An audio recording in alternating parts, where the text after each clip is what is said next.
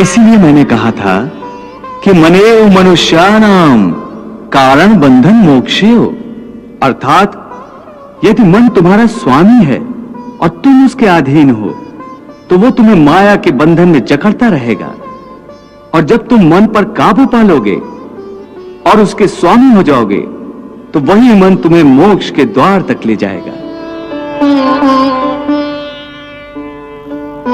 हे मधुसूदन, यह कहना तो बहुत आसान है कि तुम मन पर काबू पालो, मन के स्वामी बन जाओ, परंतु यही तो सबसे दुष्कर कार्य है।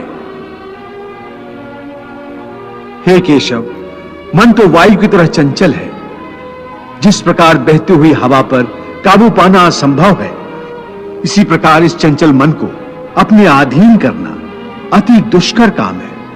हे अर्जुन, तुम्हारा यह कहना सत्य है कि मन अति चंचल है, उसे अपने वश में करना बहुत मुश्किल है। मुश्किल है जनार्दन, असंभव है। नहीं अर्जुन, मुश्किल अवश्य है परंतु असंभव नहीं है। तुम्हारा कहना है कि मन को वश में करने का कोई तरीका, कोई साधन भी है? अवश्य है। क्या है वो तरीका?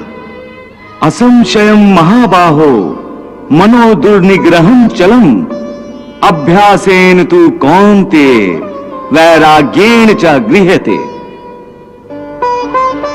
अर्थात मन को वश में करने के लिए उस पर दो तलवारों से प्रहार करना पड़ता है। एक तलवार अभ्यास की है और दूसरी तलवार है वैराग्य की। अभ्यास और वैराग्य? हां, अभ्यास और वैराग्य। देखो अर्जुन, अभ्यास का अर्थ है निरंतर अभ्यास। मन को एक काम पर लगा दो, वो वहां से भागेगा, उसे पकड़ कर लाओ, वो फिर भागेगा, उसे फिर पकड़ो। ऐसा बार बार करना पड़ेगा।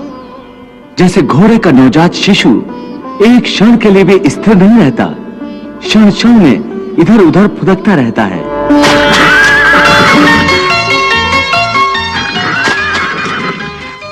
उसी प्रकार मन भी क्षण क्षण में इधर उधर फुदकता रहता है। एक चंचल घोड़े की तरह मन भी बड़ा चंचल होता है, और ऐसे चंचल मन को काबू करना उतना ही कठिन है जैसे किसी मुंहजोर घोड़े को काबू करना।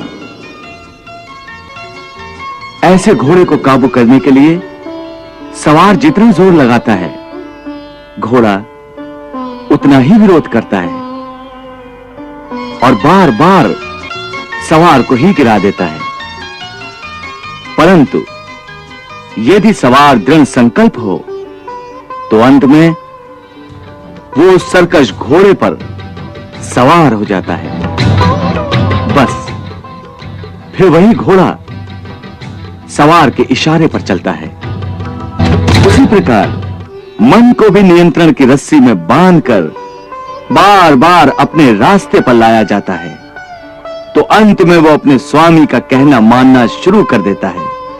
इसी को कहते हैं अभ्यास की तलवार चलाना। जब अभ्यास की तलवार से ही मन ठीक रास्ते पर आ जाए, फिर वह दूसरी वैराग्य की तलवार की क्या आवश्यकता है? उसकी आवश्यकता इसलिए है कि एक बार ठीक रास्ते पर आ जाने के बाद मन फिर से उल्टे रास्ते पर न चला जाए, क्योंकि उल्टे रास्ते पर इंद्रियों के विषय उसे सदा ही आकर्षित करते रहेंगे। मिथ्या, भोग, विलास और काम की तृष्णा उसे फिर अपनी ओर खींच सकती है। इसलिए मन को यह समझना जरूरी है कि वो सारे विषय भोग मिथ्या हैं, असार हैं, योग माया के द्वारा उत्पन्न होने वाले मोह का भ्रम है। मन जब इस सत्य को समझ लेगा तो उसे विषयों से मोह नहीं रहेगा, बल्कि उससे वैराग्य हो जाएगा। और यही वैराग्य की तलवार का काम है कि वो विषयों के मोह को काट के मन को सन्यासी बना देती है। प्रभु, विषयों का आभास तो मनुष्य को इंद्रियों के माध्यम से होता है, और भगवान श्री कृष्ण विषयों के मोह को त्यागने को कह रहे हैं, तो क्या मनुष्य इंद्रियों का प्रयोग करना ही छोड़ दे? तो भोग विलास में आसक्ति के त्याग की बात कर रहे हैं।